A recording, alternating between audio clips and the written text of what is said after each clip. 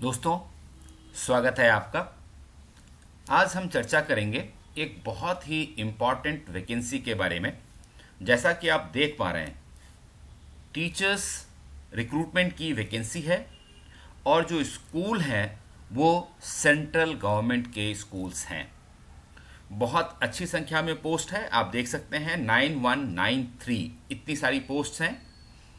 और एलिजिबिलिटी और दूसरी कैटेगरी के बारे में हम चर्चा करेंगे आज। खास बात यह है कि इन वैकेंसीज के लिए सिर्फ रिटन टेस्ट होगा, कोई इंटरव्यू नहीं होगा। रिटन में जो आपके मार्क्स होंगे उसी के बेसिस पर मेरिट लिस्ट तैयार की जाएगी और आपको सेंट्रल गवर्नमेंट में नौकरी मिल सकती है। तो हम देखते हैं कि ये वैकेंसी कहाँ से आई है और इसकी क्राइटेरियाज क्या क्या हैं। चलिए शुरू करते हैं।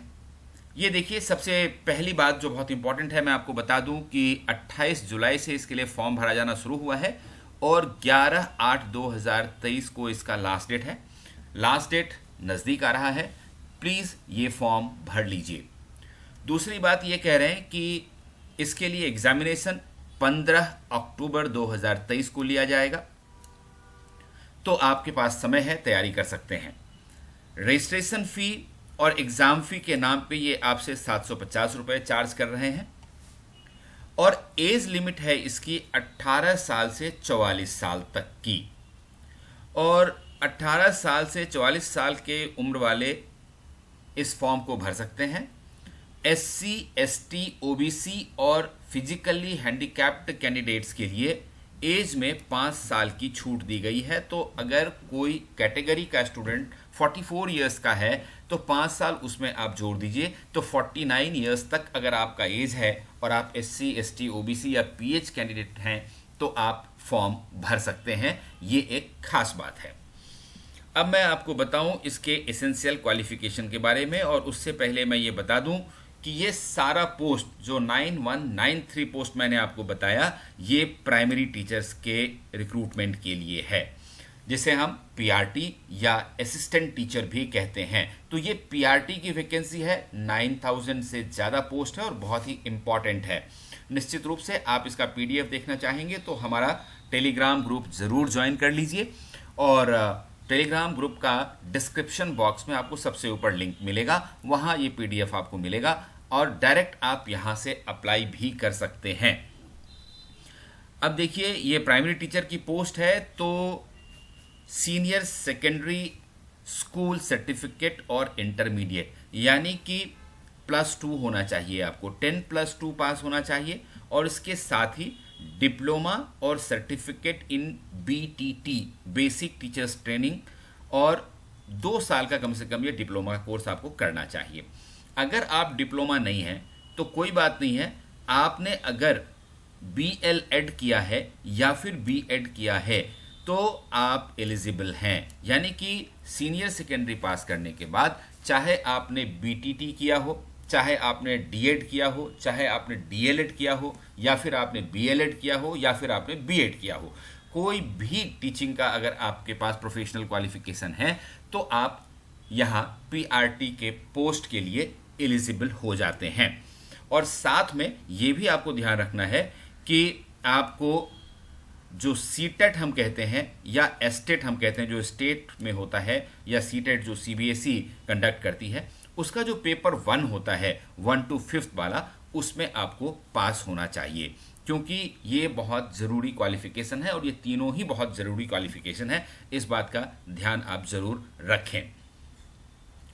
अब कुछ जनरल इन्फॉर्मेशन इन्होंने इसके बारे में दिया है, तो मैं आपको बता दूं। इसमें एक खास बात ये कही गई है, ये वाला तीसरा नंबर का पॉइंट आप देख सकते हैं कि विमेन फैकल्टी में बी कंसिडर्ड इन गर्ल्स और boys institutions and main faculty shall be considered in boys school only. यानी कि जो विमेन कैंडिडेट होंगी उनकी पोस्टिंग गर्ल्स स्कूल में भी हो सकती है या बॉयज़ स्कूल में भी हो सकती है, लेकिन जो मेल कैंडिडेट्स हैं उनकी पोस्टिंग सिर्फ बॉयज़ स्कूल में होगी। मेल फैकल्टी को गर्ल्स स्कूल में पोस्टिंग नहीं दी जाएगी, ये एक खास बात है। और ये देखिए जो मैं आपको पहले बता रहा था, पॉइंट नंबर 11 बहुत इंपॉर्टेंट है। The selection will be done strictly on written examination merit basis, यानी कि आपका एक रिटन पेपर होगा, कोई इंटरव्यू नहीं होगा। रिटन में आप जितना स्कोर कर पाएंगे उसके हिसाब से आपका मेरिट बन जाएगा और फिर आप पढ़ा सकते हैं। ये एक इम्पॉर्टेंट बात है।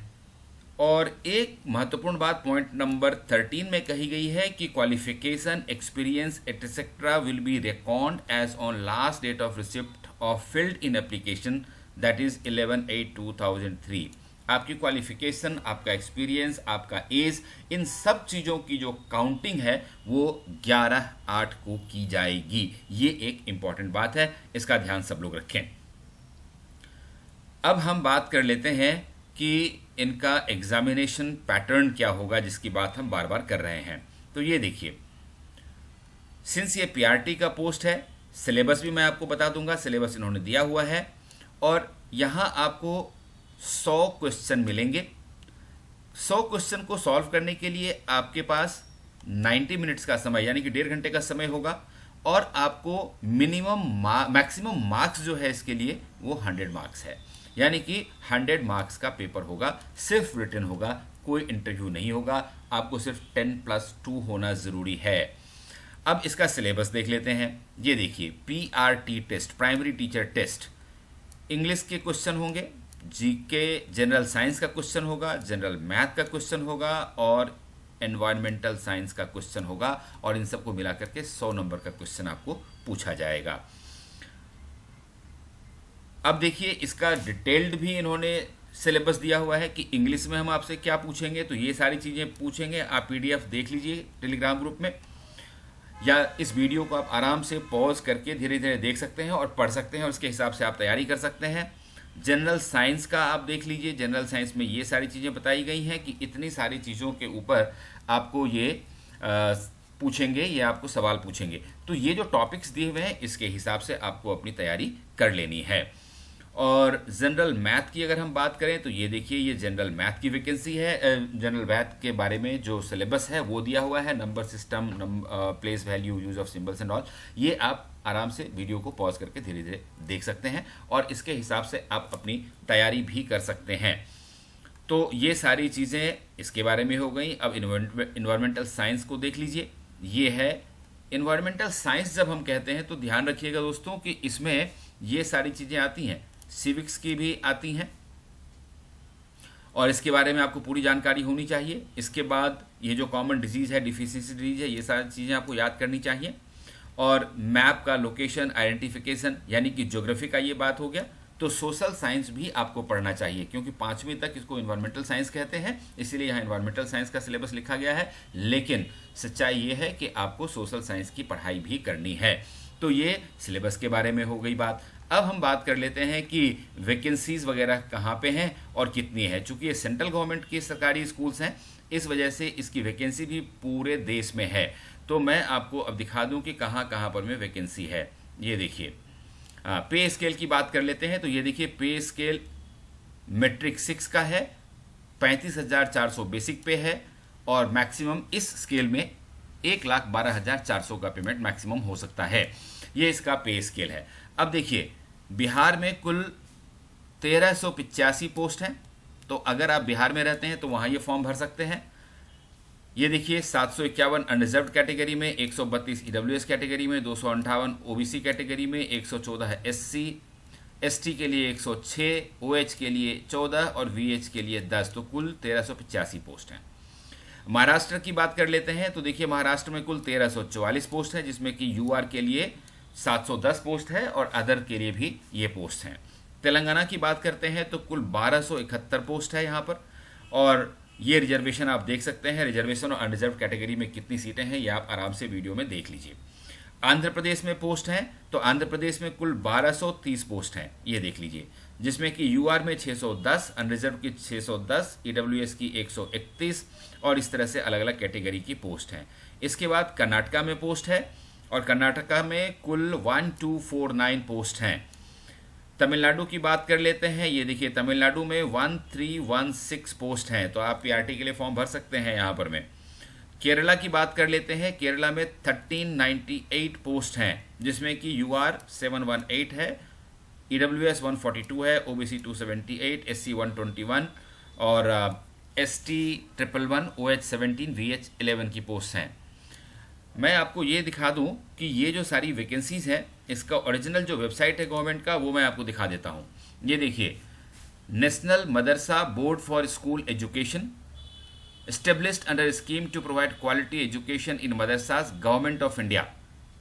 ये गवर्नमेंट ऑफ इंडिया इसलिए मैंने कहा कि सेंट्रल गवर्नमेंट की पोस्ट है। जब आप इस वेबसाइट के ऊपर जाएंगे तो आप व्हाट इज न्यू के ऊपर जाइए और देखिए यहाँ पर प्राइमरी टीचर्स रिक्रूटमेंट लिख करके आ रहा है। इसके ऊपर आप क्लिक करिए। जैसे ही आप इसके ऊपर क्लिक करेंगे वैसे ही यहाँ पर ये नोटिफिकेशन दिखेगा प्राइमरी टीचर्स रिक्रूटमेंट का।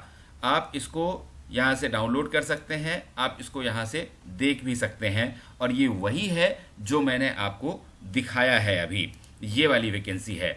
और ये आप देख सकते हैं कि national Madrasa board for school education ने ये वैकेंसी निकाली है और ये इंफॉर्मेशन बुकलेट है for the post of PRT. Notification इसका 1/23 है।